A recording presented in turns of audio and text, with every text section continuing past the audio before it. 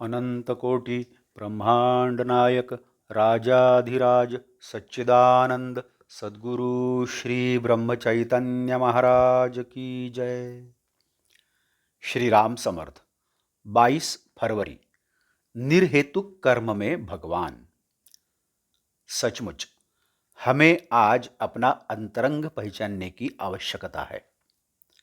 सत्कर्म हो या दुष्कर्म हो, उसके हेतु पर सब कुछ निर्भर होता है।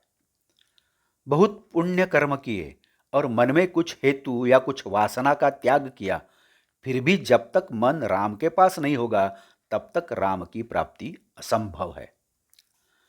मन में भगवत प्राप्ति के लिए लगन तड़पन होगी, तभी उसका कुछ उपयोग होगा। निर्हेतुक निष्प्रयोजन कर्म में भगवान बसते हैं, इसलिए हमारे कर्म निष्प्रयोजन हो। वस्तुतः जितने परिश्रम गृहस्थों को अपनी गृहस्थी के लिए करने पड़ते हैं, उतने परिश्रम साधक या पारमार्थिक को नहीं करने पड़ते। गृहस्थी के लिए जितने परिश्रम किए जाते हैं, उससे आधे भी भगवान के लिए किए जाएं तो बहुत लाभ होगा। जिस स्थिति में भगवान ने हमें रखा है, उस स्थिति में भगवान को पहचानना सहज संभव है। लेकिन हम विषय की ओर दृष्टि रखकर कर्म करते हैं और भगवत प्राप्ति नहीं होती, इसलिए दुखी होते हैं। इसके लिए क्या कहें? दानवों ने भगवान के लिए तपस्या की और समर्थ रामदास स्वामी जी ने भी की।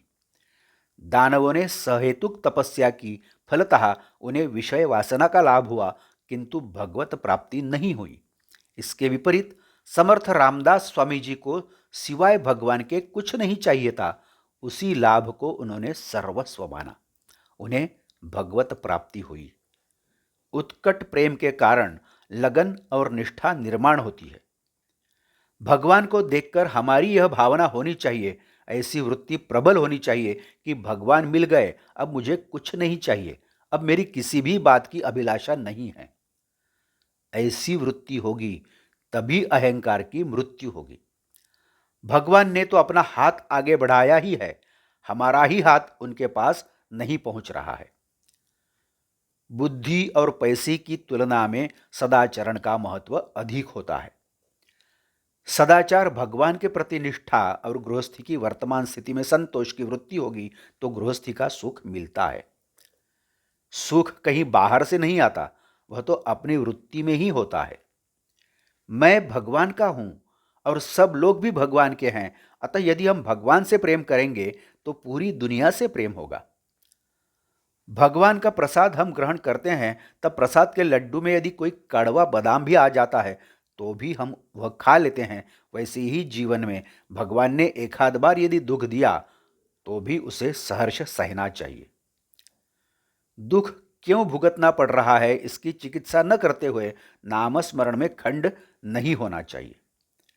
नामस्मरण के सिवाय और किसी से भी अंतःकरण शुद्ध नहीं होगा। जो यह जानता है कि नाम से श्रेष्ठ और कोई बात नहीं है, उसे और कुछ कहने की आवश्यकता ही नहीं होती। नमक समझकर यदि शक्कर खाएंगे तो भी उसमें शक्कर की मिठास होगी ही।